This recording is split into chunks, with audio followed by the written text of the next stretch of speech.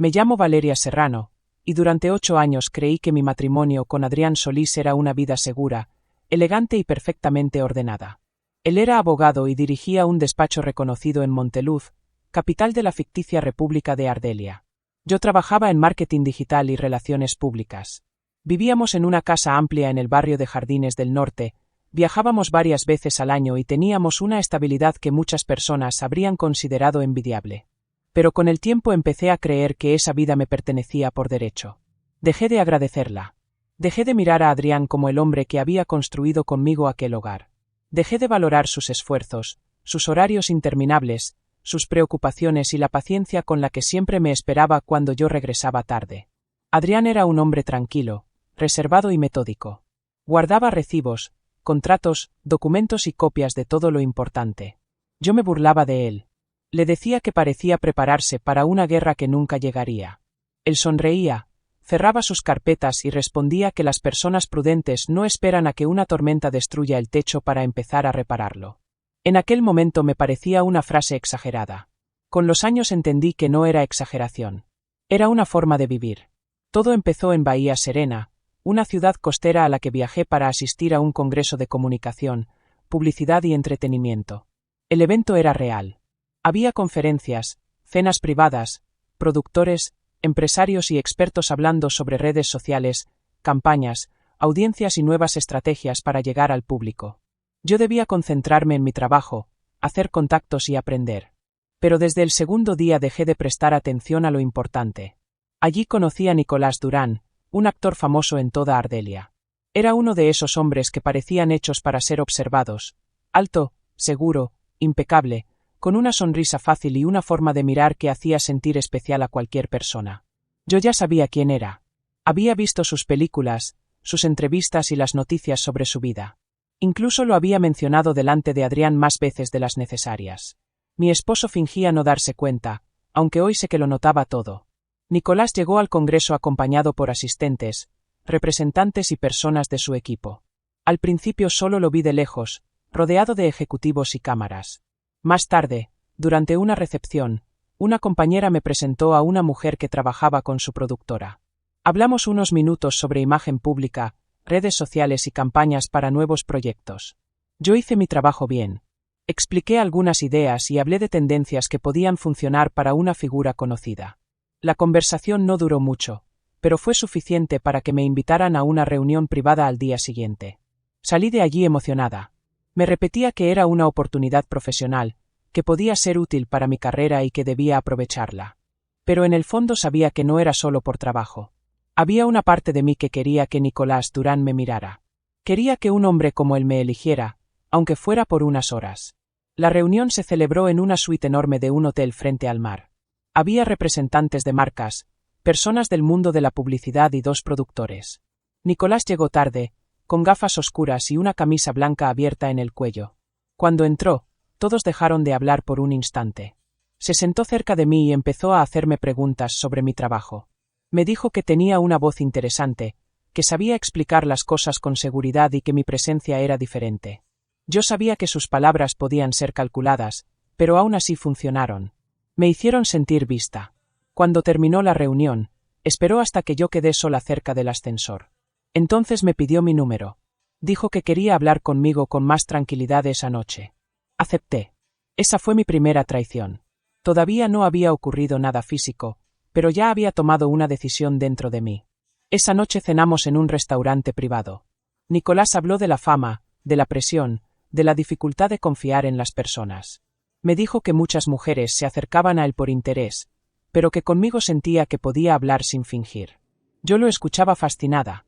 Cuando me preguntó si estaba casada, dudé unos segundos. Después le dije que sí, pero añadí que mi matrimonio atravesaba un momento complicado. Era mentira. Adrián y yo teníamos pequeñas discusiones, como cualquier pareja, pero nada que justificara lo que yo estaba empezando a hacer. Nicolás no pareció preocupado. Sonrió y dijo que los matrimonios largos a veces se convierten en costumbres. Esa frase se quedó en mi cabeza. Cuando regresé a mi habitación, vi varios mensajes de Adrián. Me preguntaba cómo había ido el congreso, si la ciudad era bonita y si había cenado bien. También me envió una foto de nuestra perra dormida sobre el sofá. Me quedé mirando la pantalla durante varios minutos. Podía haber respondido con sinceridad. Podía haber tomado un vuelo temprano y regresar a casa. Podía haber protegido lo que tenía. En lugar de eso, decidí llamarlo. Eran casi las 10 de la noche en Monteluz. Adrián seguía en su despacho, revisando documentos de un cliente. Contestó con la misma voz tranquila que durante años me había dado seguridad. Me preguntó cómo estaba. Yo respiré hondo y usé el tono dulce que solía emplear cuando quería convencerlo de algo. Le dije que el congreso había sido increíble, que había conocido a personas importantes y que quizá podía surgir una oportunidad profesional para trabajar con una productora grande. Él me felicitó. Después mencioné a Nicolás Durán. Hubo un silencio breve. Adrián sabía exactamente quién era. Yo había hablado demasiado de él. Le expliqué que Nicolás estaba interesado en recibir asesoría para una futura campaña y que su equipo había invitado a varios profesionales a quedarse durante el fin de semana. Le dije que podía ser una oportunidad enorme. Adrián no respondió de inmediato. Después me preguntó qué estaba intentando decirle realmente. Me quedé callada. Ese silencio fue peor que una confesión. Él insistió. Me preguntó si yo quería quedarme con Nicolás. No me preguntó si quería trabajar. No me preguntó si quería conocer contactos. Me preguntó directamente si pretendía acostarme con él. Sentí rabia porque me había entendido antes de que yo pudiera inventar una excusa. Le dije que no debía convertir todo en un interrogatorio. Él respondió que no estaba convirtiendo nada en nada, simplemente estaba escuchando lo que yo no me atrevía a decir. Entonces cometí el error que terminó de destruir mi vida. Le dije que llevábamos muchos años casados, que quizá nos habíamos alejado y que ambos necesitábamos descubrir qué queríamos de verdad. Le dije que una experiencia no tenía por qué acabar con todo. Adrián guardó silencio durante unos segundos. Luego dijo una frase que nunca olvidé. Valeria, vuelve a casa el domingo como habíamos acordado, o no vuelvas. Yo me reí. Creí que intentaba asustarme. Le respondí que no era mi padre, que no necesitaba permiso para decidir sobre mi cuerpo ni sobre mi vida. Él dijo que tenía razón, que no necesitaba su autorización, pero que tampoco podía traicionar el matrimonio y esperar que él siguiera actuando como si nada hubiera pasado. Yo le dije que exageraba. Le recordé que en nuestras discusiones él solía ceder primero. Le dije que, si se enfadaba, quizá dormiría unos días en el cuarto de invitados y después todo volvería a ser como antes. En aquel momento no vi dolor en él porque no podía verlo. Solo escuché un silencio frío. Después dijo, en una cosa tienes razón. Voy a sobrevivir. Y colgó. Durante unos minutos sentí una incomodidad extraña. Pensé en volver a llamarlo. Pensé en pedir perdón antes de cruzar un límite que no podría deshacer. Pero Nicolás me escribió para preguntarme si quería subir a su suite. Miré el mensaje, miré las luces de Bahía Serena desde la ventana y elegí subir. Esa noche comenzó una historia que yo confundí con libertad. Nicolás era encantador cuando quería. Sabía qué decir, cuándo acercarse, cuándo tomar una mano y cuándo mirar a los ojos. Me hizo sentir joven, deseada y diferente. Yo no pensé en Adrián. No pensé en nuestra casa. No pensé en los años que habíamos compartido. Solo pensé en mí. Pasé el viernes y el sábado junto a Nicolás, entre cenas privadas, conversaciones vacías y habitaciones de hotel donde yo me repetía que estaba viviendo algo extraordinario. A Adrián le envié mensajes falsos. Le escribí que las conferencias eran excelentes, que estaba aprendiendo mucho y que lo extrañaba. Él no respondió. Eso me molestó. Una parte de mí esperaba que insistiera, que me llamara sin parar, que me suplicara que regresara. Pero no lo hizo. Su silencio me pareció orgullo. No entendí que ya no estaba esperando una explicación. Estaba aprendiendo a vivir sin mí. El domingo por la tarde, Nicolás recibió una llamada de su representante. Su actitud cambió de inmediato. Se volvió distante. Me dijo que debía resolver algunos asuntos de trabajo y que probablemente no podría verme por la noche. Intenté fingir que no me afectaba. Le pregunté si seguíamos hablando del proyecto profesional. Me respondió que su equipo se pondría en contacto conmigo. Nunca lo hizo. Me dio un abrazo rápido, sin mirarme demasiado, y me dejó sola en el hotel. Fue entonces cuando empecé a sentir miedo. No por haber perdido a Nicolás, sino porque por primera vez entendí que quizá había destruido algo que no iba a recuperar. Tomé un vuelo de regreso a Monteluz esa misma tarde. Durante el viaje ensayé lo que podría decirle a Adrián. Pensé que podía admitir que había cometido un error, decir que estaba confundida y pedirle tiempo. Imaginé llorar, pedir perdón y volver a dormir en nuestra cama. Estaba convencida de que él me amaba demasiado como para dejarme ir. Cuando el coche me dejó frente a nuestra casa, ya era de noche. La calle estaba silenciosa. Las luces estaban apagadas. Pensé que Adrián estaría trabajando en su despacho. Caminé hacia la puerta con mi maleta y saqué la llave. No funcionó. La intenté otra vez. Nada. Miré la cerradura, confundida, y entonces vi varias bolsas negras junto al porche. Al principio creí que eran desperdicios.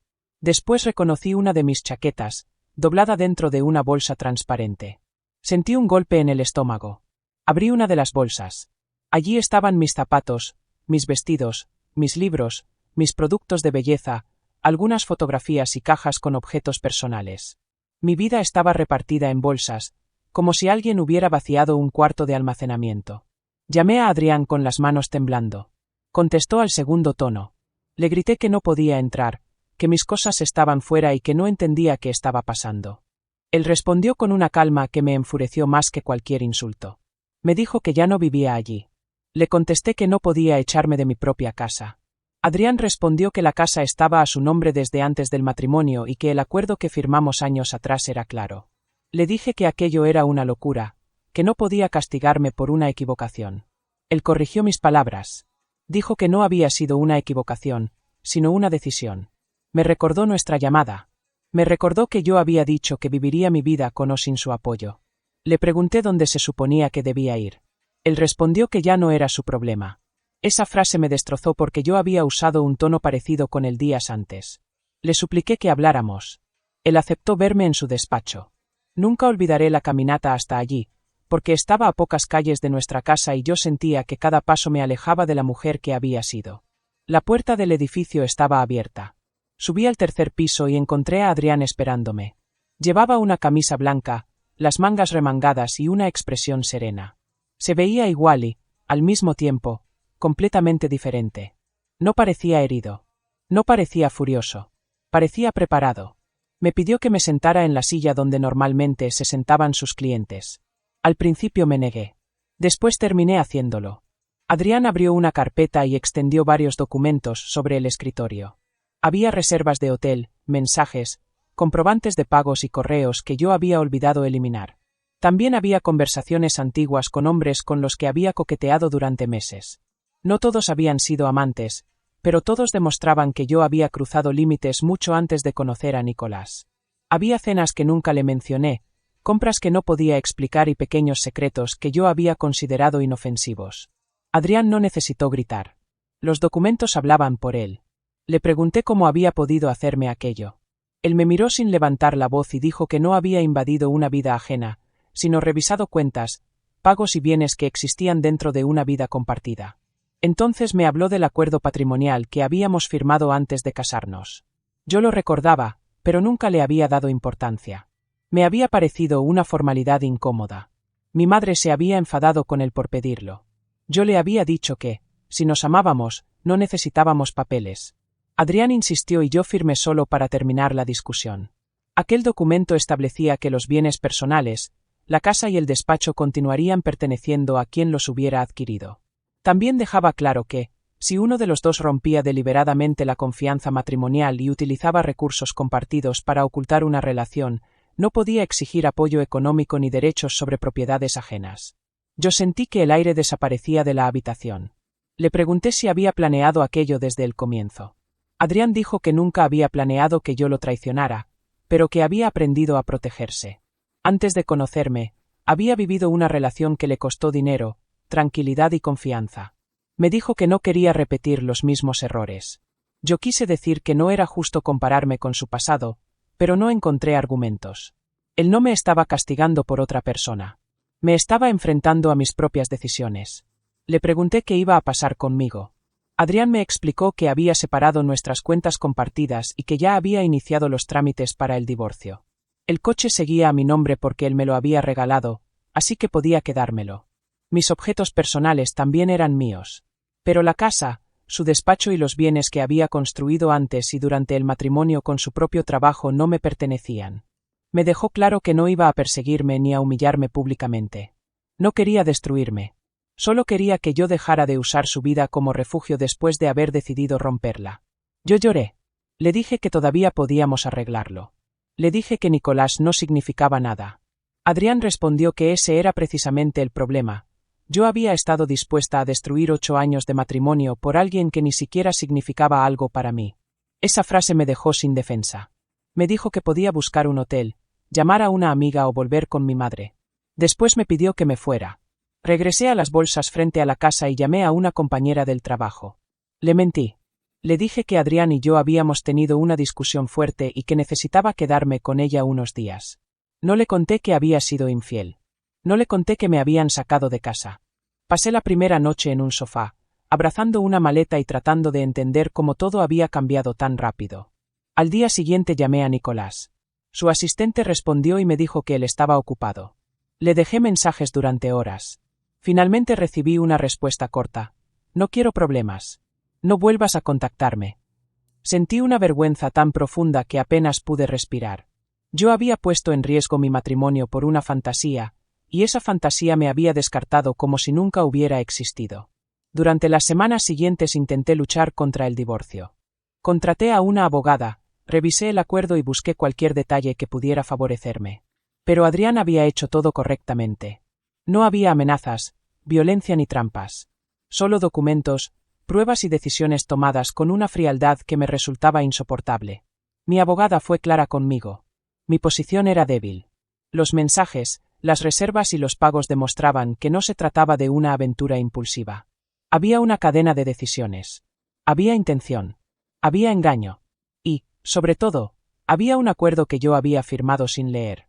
El divorcio se resolvió meses después. Perdí la casa, perdí el estilo de vida al que me había acostumbrado, perdí amigos que descubrieron lo que había hecho y perdí la imagen que tenía de mí misma. El coche que Adrián me había regalado se convirtió en mi único recurso importante. Lo vendí para pagar deudas y alquilé un estudio pequeño en una zona de Monteluz que antes ni siquiera conocía. Empecé a trabajar en una tienda de ropa dentro de un centro comercial. Pasé de asistir a eventos privados y viajar por trabajo a organizar prendas, atender clientes y contar cada gasto del mes. Durante mucho tiempo odié a Adrián. Me repetía que había sido cruel, que había preparado una venganza desproporcionada y que no era necesario dejarme sin nada. Pero esa rabia nunca duraba demasiado. Cada vez que intentaba convencerme de que era una víctima, recordaba la llamada desde Bahía Serena. Recordaba mi risa. Recordaba cuando le dije que sobreviviría. Recordaba que, en el fondo, yo estaba convencida de que él jamás tendría el valor de alejarse. Había confundido su amabilidad con debilidad. Había confundido su amor con dependencia. Y cuando finalmente puso un límite, yo lo llamé venganza porque no quería aceptar las consecuencias. 6 meses después del divorcio, vi a Adrián en una cafetería del centro. Yo estaba sentada junto a la ventana, esperando una bebida barata antes de entrar a trabajar. Él entró con un traje oscuro, acompañado por un hombre que reconocí de una fotografía, Esteban Llorente, su amigo y asesor financiero. Adrián me vio antes de que pudiera esconderme. Durante unos segundos pensé en levantarme e irme. Pero se acercó con educación y me preguntó cómo estaba. No había ironía en su voz. No había triunfo. Eso me dolió más. Le pedí que se sentara. Dudó, pero aceptó. Hablamos de cosas simples al principio. Le dije que trabajaba en una tienda, que vivía en un estudio y que estaba aprendiendo a organizar mi dinero. Él dijo que esperaba que estuviera bien. Yo le pregunté si era verdad que su despacho había crecido. Asintió. Había empezado a especializarse en protección patrimonial, acuerdos familiares y divorcios complejos. Muchas personas buscaban su ayuda porque confiaban en su disciplina y en su experiencia. Me resultó extraño escuchar que mi traición había terminado empujándolo hacia una nueva etapa de su vida. También me enteré de que Nicolás Durán enfrentaba problemas graves. Varias mujeres habían hablado de comportamientos manipuladores, promesas falsas relacionadas con oportunidades profesionales y relaciones en las que él parecía aprovecharse de la vulnerabilidad de otras personas. Algunas historias se parecían demasiado a la mía. Él buscaba mujeres que pudieran sentirse fascinadas por su fama y que después temieran hablar por miedo al escándalo. Yo no era especial. Nunca lo había sido. Solo fui una más en una lista de conquistas que para él no significaban nada. Cuando se lo dije a Adrián, guardó silencio. Después respondió que lamentaba que yo hubiera sido utilizada, pero que no lamentaba las consecuencias de mis decisiones. Su sinceridad fue dura, pero justa. Antes de irse, Le dije que esperaba que encontrara a alguien que entendiera que su bondad no era una debilidad. Adrián me miró durante un instante y respondió que había aprendido a no entregar su confianza sin límites. Después se fue. Yo me quedé sola en aquella mesa, mirando mi café frío y preguntándome en qué momento me había convertido en una persona capaz de destruir algo tan valioso por una ilusión tan pequeña. Un año después del divorcio, recibí una carta de una antigua compañera del mundo del marketing. Me contó que Adrián y Esteban habían creado una firma legal y financiera especializada en ayudar a familias a proteger lo que habían construido. Su oficina estaba en una torre nueva frente al río, y su empresa empezaba a ser conocida en todo el país. Sentí una mezcla extraña de orgullo, tristeza y vergüenza. Adrián había convertido el dolor en algo útil. Yo, en cambio, había tardado mucho más en convertir mi culpa en aprendizaje. Empecé a estudiar por las noches. Tomé cursos de administración, ventas y comunicación. Acepté pequeños trabajos para pagar mis cuentas. Dejé de esperar que alguien viniera a salvarme. Mi madre me ayudó durante los primeros meses, pero también me obligó a mirar la verdad. Me dijo que nadie me había obligado a engañar a mi esposo. Nadie me había obligado a burlarme de él. Nadie me había obligado a creer que podía romper un matrimonio y regresar como si nada. Durante mucho tiempo odié escuchar esas palabras. Después entendí que tenía razón. Meses más tarde decidí escribirle una carta a Adrián. No era una carta para pedirle otra oportunidad. Sabía que no existía. Tampoco era una carta para pedir dinero ni ayuda. Solo quería decirle algo que nunca había sabido expresar cuando aún estábamos juntos. Le escribí que lo sentía. Que no lo sentía por haber perdido la casa, el coche o la vida cómoda. Lo sentía porque nunca lo había visto de verdad. Había visto al hombre que pagaba las cuentas, resolvía problemas y mantenía la calma. Pero no había visto al hombre que me amaba, confiaba en mí y merecía respeto. Le escribí que confundí su paciencia con debilidad y su generosidad con obligación. Le escribí que su decisión no fue el golpe que destruyó mi vida, sino el espejo que me obligó a mirar lo que yo misma había hecho. Dejé la carta en la recepción de su oficina sin pedir verlo. Días después recibí una respuesta breve. Solo decía: gracias por asumir tu responsabilidad. Espero que encuentres paz. No hubo promesas. No hubo reconciliación. No hubo palabras exageradas. Pero esa frase fue más de lo que merecía. Desde entonces dejé de pensar en Adrián como el hombre que se vengó de mí. Empecé a verlo como el hombre que se negó a seguir siendo mi víctima. La diferencia es importante. Yo quería contar esta historia porque muchas personas hablan de libertad sin entender lo que realmente significa. Ser libre no es hacer lo que uno quiere sin pensar en nadie. Ser libre también significa aceptar el precio de las decisiones. Yo quise vivir una fantasía. Quise sentirme deseada por un hombre famoso. Quise creer que mi esposo seguiría esperándome sin importar lo que hiciera. Y cuando descubrí que no era así, llamé venganza a la consecuencia. Adrián no me golpeó, no me humilló ante el mundo y no buscó destruirme. Hizo algo que me dolió más, me dejó enfrentar la vida que yo misma había elegido.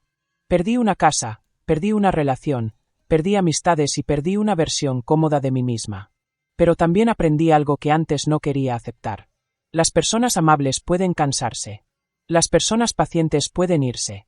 Las personas que parecen tranquilas también saben protegerse. Y, algunas veces, la peor derrota no es que alguien te abandone. La peor derrota es darte cuenta de que tú fuiste quien convirtió el amor en un lugar imposible de habitar. Hoy vivo de manera sencilla. Trabajo, pago mis cuentas y cuido de mis decisiones. No espero que Adrián vuelva. No lo merezco y tampoco quiero repetir un ciclo que ya destruí una vez. Sé que él siguió adelante, que su firma creció y que encontró un propósito en ayudar a otras personas a proteger lo que han construido. Yo seguí mi propio camino, más pequeño, más silencioso y mucho más honesto. La noche en que llamé desde Bahía Serena creí que estaba empezando una aventura. En realidad, estaba cerrando la puerta de mi antigua vida. Y cuando Adrián decidió no abrirla de nuevo, por fin comprendí que algunas decisiones no se corrigen con disculpas. Se cargan, se aceptan y se convierten en una lección que te acompaña para siempre.